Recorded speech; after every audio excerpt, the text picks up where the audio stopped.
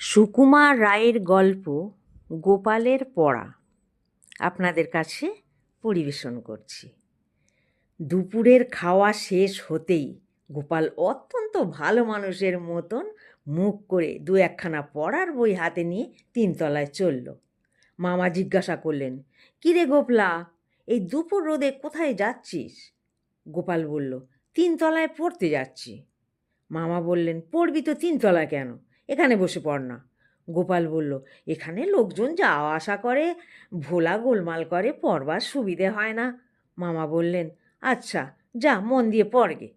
গোপাল চলে গেল।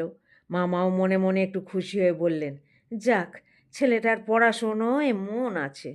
এমন সময় ভোলাবাবুর প্রবেশ। বয়স 3 কি 4, সকলের খুব আদুরে। সে এসে বলল, দাদা কই গেল?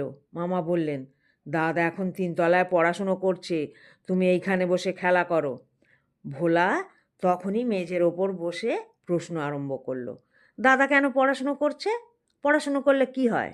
কি করে পড়াশুনো করে? ইত্যাদি। মামার তখন কাগজ পড়বার ইচ্ছা।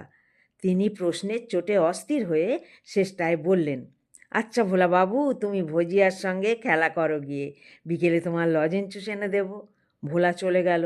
আধ ঘন্টা পরে ভোলাবাবুর পুনঃপ্রবেশ। সে এসে বলল, মামা, আমিও পড়াশুনো করব। মামা বললেন, বেশ তো, আর একটু বড় হও, তোমার রং চঙে সব পড়ার বই কিনে এনে দেব।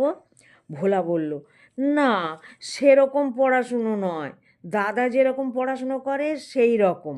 মামা বলল, সে আবার কী রে? ভোলা বলল, হ্যাঁ, সেই যে পাতলা পাতলা রঙিন কাগজ থাকে, আর কাঠি থাকে, আর কাগজে আঠা মাখায়, আর তার মধ্যে কাঠি লাগায়, সেই রকম। দাদার পড়াশুনোর বর্ণনা শুনে মামার চক্ষু স্থির হয়ে গেল। তিনি আস্তে আস্তে পা টিপে টিপে তিনতলায় উঠলেন। চুপি চুপি ঘরের মধ্যে উঁকি মেরে দেখেন তার ধনুর্ধর ভাগ্নেটি জানলার সামনে বসে এক মনে ঘুড়ি বানাচ্ছে। বই দুটি ঠিক দরজার কাছে তক্তপোষের উপরে পড়ে আছে। মামা অতি সাবধানে বই দুখানা দখল করে নিচে নেমে আসলেন। খানিক পরেই গোপালচন্দ্রের ডাক পড়ল। গোপাল আসতেই মামা জিজ্ঞাসা করলেন, তোর ছুটি আর কদিন বাকি আছে? গোপাল বলল, 18 দিন। মামা, বেশ, পড়াশুনো করছিস তো, না কেবল ফাঁকি দিচ্ছিস? গোপাল বলল, না, এই তো এতক্ষণ পড়ছিলাম। মামা বলল, কী বই পড়ছিলি? গোপাল বলছে, সংস্কৃত। মামা, সংস্কৃত পড়তে বই লাগে না বুঝি? আর অনেকগুলো পাতলা কাগজ, আঠা আর কাঠি নিয়ে নানা রকম কারিগরি করার দরকার হয়। গোপালের চোখ কুতো স্থির। মামা বলে কি? সে একেবারে হতভম্ব হয়ে হাঁ করে মামার দিকে তাকিয়ে রইল। মামা বললেন, বই কোথায়? গোপাল বলল, তিনতলায়। মামা বই বার করে বললেন, এগুলো কি?